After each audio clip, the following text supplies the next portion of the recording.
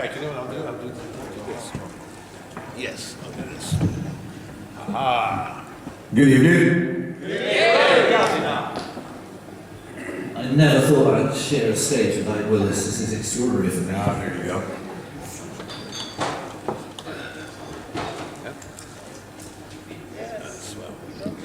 Good. So, Ike, tell me the first music you ever liked. What was it? The first music I ever liked? Yeah. Well, it was, let's see, my mother used to be a jazz singer. And when I was very young, actually before I was even born, she used to do gigs with me while she was pregnant with me and things like that. I had jazz and classical music and things like that. And just about everything, but mostly jazz because that was like the first thing I ever heard. And jazz is a broad church, isn't it? Very broad. Well, she was kids with people like Lou Rawls and Miles Davis. She was born in Chicago, and you know who Lou Rawls is. They were in the church choir together when she was 6 years old, and when my mother and my grandmother moved to St. Louis, which is where I was born, Miles Davis lived across the river from us in Alton, Illinois, and they were teenagers together and people like that. She even sang with John Coltrane once, I think. And basically that's how I grew up. I did listening to her sing jazz standards, you know, just about everything. Ahmad Jamal, you know, the keyboard player, he used to live next door to us when I was like a year old. And I just basically grew up listening to that and things like Tchaikovsky and then Rachmaninoff and Leonard Bernstein, you know, West Side Story, old Bugs Bunny cartoons, and musicals and things like that. So that's basically my. And what about church? Was there any church? Yes, church music? lots of church music, choir stuff. I was. When I was going to private school, boarding school, I was in the a cappella choir, but also a lot of church stuff too. So I had a pretty much rounded musical education. That was for me that was very cool. And also then of course rock and roll, because my parents they knew Chuck Berry. He's from St. Louis, from where I'm from. And so things like Chuck Berry and the Beatles, and that's how I started getting into rock and roll, because when I was 8 years old, I saw the Beatles on the Ed Sullivan Show.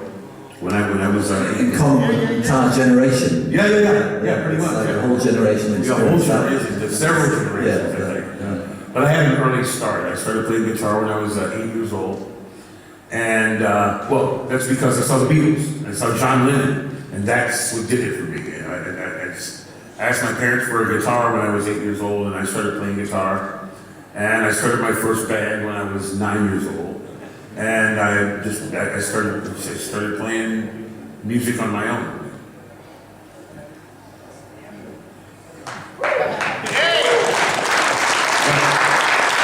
Just like a lot of you. The reason I was asking about church is because one of the things Billy said was that you are Thingfish.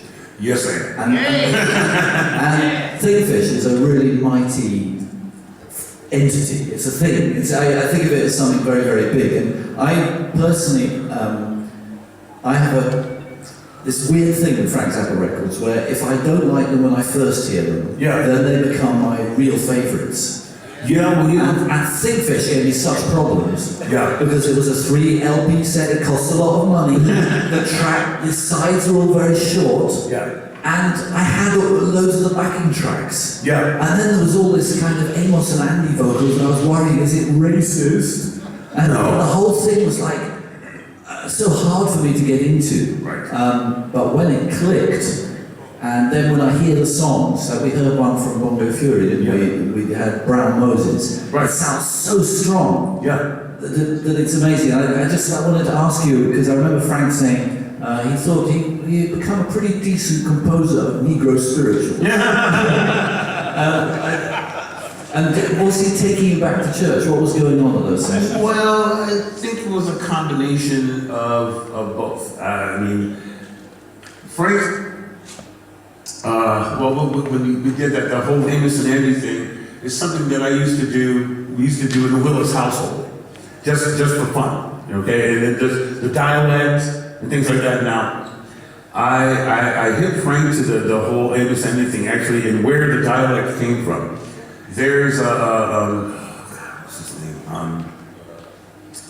There's an old, back in the late 1800s, there was a poet, a black poet, and he wrote a lot of poetry in the dialect and things like that. That is actually where the Amos and Andy dialect came from, because most people don't know that the Amos and Andy thing were two white guys on the radio in the 30s that did this. But I can't remember the poet's name for some reason. My mind is a blank. But I told Frank who this guy was, and that's where it came from. He goes, well, I didn't know that, and that's the things that we used to do. I used to do on stage because it's just automatic, because you know how Frank was. We used to start joking about anything. We'd start joking about things on stage, and then I would just automatically lapse into the dialect based on whatever the latest in-joke was, or whatever just happened to be there at the time. And a few years later, I mean, I've been doing this since 78 when I joined the band. And by the time we were doing Thingfish, it had just been incorporated into our normal thing. And we were in the studio, and but before there was Thingfish, it was going to be a Broadway musical called The Mammy Nuns, okay? And there was no Thingfish. There was no, the Mammy Nuns were just a dancing chorus line. And there was no main character or any sort. And Frank just started getting the idea. He's definitely started writing the script and having Thingfish, having this character as a narrator of the Mammy Nuns and things like that. And we just incorporated the Amos and Andy quote unquote dialect into the script, and it just became such a big part of it. And because of the whole Thingfish, the Thingfish script, that Thingfish became a character, and then the narrator about the mystery disease and the evil prince and things like that, and then it changed from the Mammy Nuns to Thingfish. And Thingfish became a character, and he became the narrator of the whole, the old evil prince scenario, and the secret and the mystery disease and everything like that. And that became, the whole play changed at that point. And so that's pretty much how it happened. And the thing about with me and Frank, and over the years, we would incorporate all of these silly things into songs during the concerts. You know, he would come over to me and just say something while I'm trying to do my job. You know, I'm trying to sing, I'm trying to do my job, and of course I end up on the floor laughing, and it's all over. And so that's at the same time, it was kind of like a church thing, because it's call response thing, okay? Very, very big in the black church. It's a call response scenario. So that became a huge part of it, and that's where Thingfish came from. Because at first, Thingfish was never racist or anything like that. It was actually me that prompted the whole thing with the dialect and things like that. You know, and that was how that happened. This easy exchange, you see, I find it very attractive that Amos and Andy developed this accent, and you take that way of talking back and you throw it around. Yeah. And it reminds me of Lord Buckley was very great inspiration for both Captain Beefheart. Oh yeah. He used to tell me about Lord Buckley. Yeah. And Lord Buckley was somebody he was a white guy, but he loved clubs and the whole jazz thing, and he took up that language and developed it. I think because I've never heard a lot of Lord Buckley growing up until Frank. Yeah. And so it's this, I find it a really inspiring idea of culture. Instead of dividing up us into our boxes, this is the culture that belongs to you, this is the culture, you can do that. Yeah, yeah. It's like all this stuff is for us to play with. Exactly. And I find that very because everybody would take it so seriously. It's like you were saying about, oh, well, is it racist? Is it not? The way I grew up, there was no racism. There was, I had uncles and aunts who were white, and I've got a Filipino uncle, I've got a Sicilian uncle, and it has nothing to do with it at all. Frank, his main was, and now the guys like Jenny Wally is here, my big brother Jenny Wally. Jenny has known Frank since 1956. They went to high school together. And the thing was, it was a matter of, well, I don't know if you remember a song we used to do called Shall We Take Ourselves Seriously? Okay? And it's a matter of not taking yourself seriously. And if you can't, the philosophy was, if you can't laugh at yourself, really, if you can't laugh at yourself, you're in a world of trouble. Because, I mean, come on, people take themselves way too seriously, especially in the United States, and their sense of self-importance, they take themselves way too seriously. Yes, well, it's people get into the habit of their own self-importance, which really doesn't exist, of course. And they take themselves so seriously that they're incapable of laughing at themselves and just looking at everything and taking everything with a grain of salt and putting themselves in themselves on a pedestal of that sort. And it makes no sense. It makes no sense, and therefore they're miserable. They can't stand what they do. Just everything. So they can't stand their lives. And one thing that Frank always told me when he hired me is that everybody can't do this. There are lots of people with more talent. They're better guitar players, they're better bass players, they're better instrumentalists, but touring, being on the road, living with people, and performing in front of audiences and things like that, many people can't do this on a daily basis. And the reason that I hire people is because you have to have fun. This has to be fun. Okay, and if you can't have fun, if you're incapable of having fun, get out of here. You're in the wrong business. Yeah. It's true. And that's the reason why, let's see, oh God, I started with Frank in 1978, and when I was 21, 22 years old, I'm now 56 years old, and I'm still doing this 30 some odd years later, and you guys are still here. Right? You're still coming. That's the reason why I still do it, because it's still fun. Now here's a question I've been waiting 30 years to ask you. And I'd like you to illuminate for me the word pluke. Because I understand the word pluke was something, again, that came from the Willis. That came from my mother. Yeah. No, but that's one of my mother's phrases that I've been hearing since I was this big. I have no idea what the actual meaning was, but it sounded great. It sounded great. And the thing is, when we were discussing Joe's Garage, and Frank was looking for a term to describe what was happening to Joe in musical prison, I said, well, they were pluking. And Frank, of course, said, pluke? And of course, he hit the floor. He's laughing his ass off, and he's having a good time. And he goes, well, where the hell did that come from? I said, oh, that's my mother. Is that it? Well, I have to tell you, at home, we call the remote control unit for the TV, the pluker. The pluker, okay. Very good. Let's see, it fits, yes. And I have to say, when I had children, I suddenly understood a whole layer of Frank I hadn't understood before, which is this deliberate use of the childish and the nonsensical that he has families and is pleasurable. Yes. And putting it on a rock and roll stage and breaking down this. Well, that's the whole point. That's the whole point. It's the part of taking yourself, not taking yourself seriously, and also just using. Look, words are just words.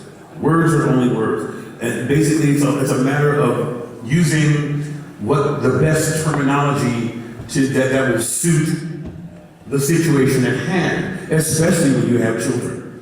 especially when you have children. Besides, when you're a kid like me, I'm the youngest of 6 kids, and when you hear a term like fluke, when you're a kid, that's great.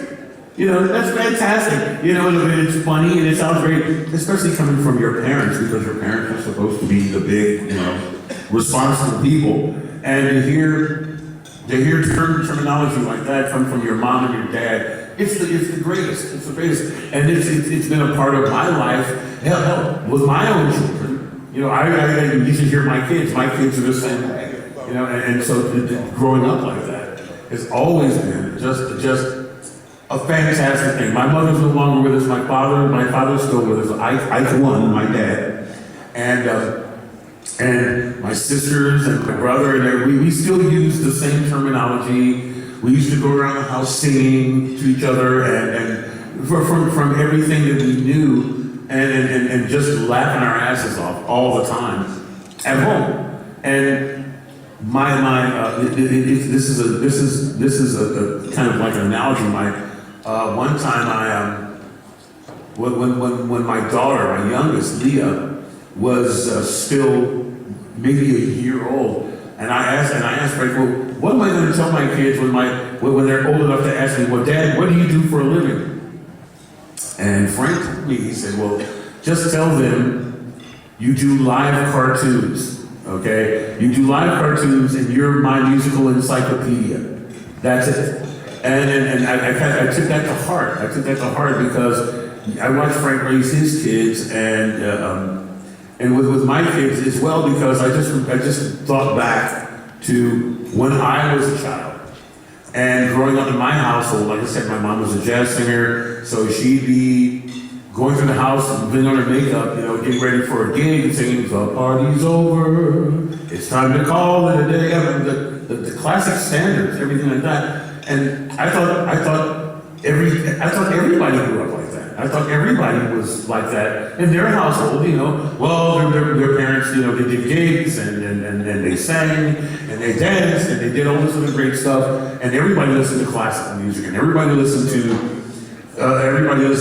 watch cartoons and listen to rock and roll music and musicals and all the old movie musicals, all that other great stuff, wonderful stuff. I thought everybody did that until I got older and realized that, well, you know, I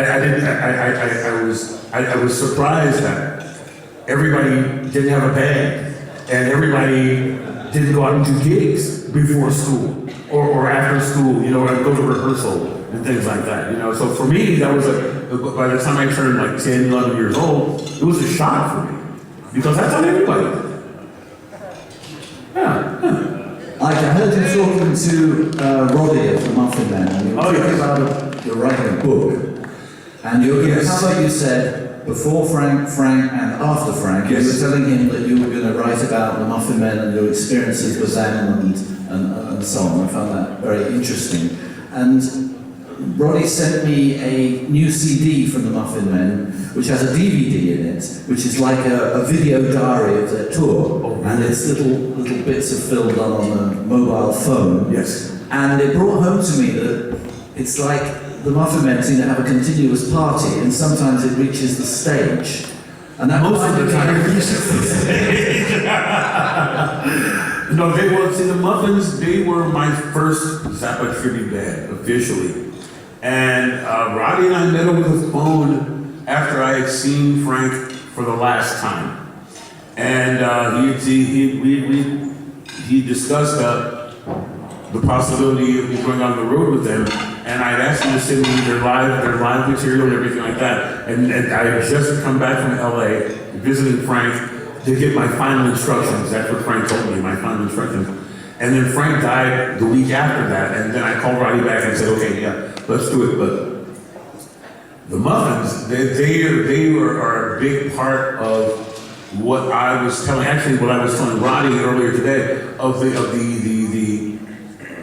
what now is the rest of my life, because the after Frank part, because it just so happened that Frank had told me the week before he died that he would like for me to help keep his music alive. And whatever way I could do that, if I found musicians that could do it, but only if And here's the condition. The requirement was if they could play it the way that he taught me to play his music and to make sure everything was done correctly. And when I heard Roddy, yes, and when Roddy called me, and then when I heard the Muffins, when I heard their first, when I heard that their live performances and everything like that, that was the first time I heard any band other than Frank play the music correctly. And with the proper attitude, there's that party that reached the stage. And that's very, very important because now, let's see, when I joined the Muffins on our first show was in Dortmund, Valentine's Day, 1994. And we had not rehearsed one day. And I basically flew in to Heathrow. They picked me up. We went to a French place, picked up everybody else in the band, and then went to start our first tour. And the thing was, there are many Zappa tribute bands now. There weren't that many. The Muffins were only one of a handful. But the thing was, they had fun. Everything was fun. The music is serious, but to pull it off and still have a great time and everybody's still laughing on stage and having a great time, that convinced me that this could be done. And that's one thing about the Muffin Men that's incredible and always has been incredible. It's been, 18 some odd years now with the Muffins? They're some of the finest human beings I've ever been involved with. Just amazing. And the fact that Roddy comes from Liverpool, I think has a lot. Oh, it was brilliant, yes. There are Jerry and the Pacemakers. Jerry and the Pacemakers. You know, kind of just authentic rock, which is so hard to find. Really fine things. The whole Mersey beat thing. Yeah. The whole, and the fact that they were from Liverpool, I just love. I mean, Frank had an argument about how education fucks you up. Pretty much, yeah. But yes. Musically, I think that's true too. That music college education can fuck you up. Well, yeah, because they teach you if you learn too much, if you think you know too much, it ruins the fun because everything is you get so formal. Everything is so formal and rigid and structured that you forget the fact that before there was music schools and sight reading and reading music and reading charts, before that, what were people doing? They had to just what Rodney was saying this afternoon, just had to mung it out, you know. Before there were people that were writing charts and 12-tone scales and things like that, how were they having fun? Okay, and this is very important as far as music is concerned. Because before there was any formal schooling and before education and things like that, it had to come from somewhere, okay? And it's guys, it's that attitude that makes it possible for there to be new bands and new forms of music, because really there's nothing new under the sun musically. It's all in the arrangement and the treatment and the attitude that you bring into it, you know, and those things were very, very rare. I consider myself very lucky to be involved with Roddy and the Muffins, and there's a few other guys out there too that help keep it going because it's fantastic, and without them, it's impossible. I mean, it's something I feel like christening the Plug principle, which is musicians keeping their connection to their infantile creativity. Yes. I mean, all children do amazing drawings, you know. Oh yeah. All children babies do amazing splash painting. Yes. It's extraordinary. But that gets drummed out of you. But if you can keep that pleasure and that little connection back there, and that going through everything you learn. Yes, that attitude as well. Yes, yeah, then you can really play. Well, yeah. But that's the thing. If you keep that, well, like I said, you keep that attitude and that concept without having to think about keeping the concept. This is what's very important. Before it's educated out of you, you see, that's the key. I think that I think that it makes the difference. So it separates the men from the boys. Okay, that maintains the good bands from the bad bands, or a band. Period. Okay, that keeps the separation there, because they're bands that are the instrumentation and the musicianship is unparalleled, but they're boring. They're boring. It's like, okay, they can play all the notes. Okay, there are certain bands that people could come back to me and they say, well, they're great and they can play all the notes, but and I'm bored. It's just not. It wasn't fun. They weren't having fun. They played all the proper notes, but what's after that? Yeah. Well, I think we're drawing to the close of our discussion. Ike's been working very hard. A final question. This is from Giles of the Zappateers. He wants to know, what do you do with a rubber chicken? Well, there are many things you do with a rubber chicken. This is well, you can squeeze him, of course, but also actually with the Zappa band, we've had many rubber chickens. Actually, my nickname for the rubber chicken is the vice president. But these guys, we used to hang one on the truss, so you come down on a string, and kind of dance around. And once actually, Marston's chicken, our good friend Marston, he was our monitor mixer.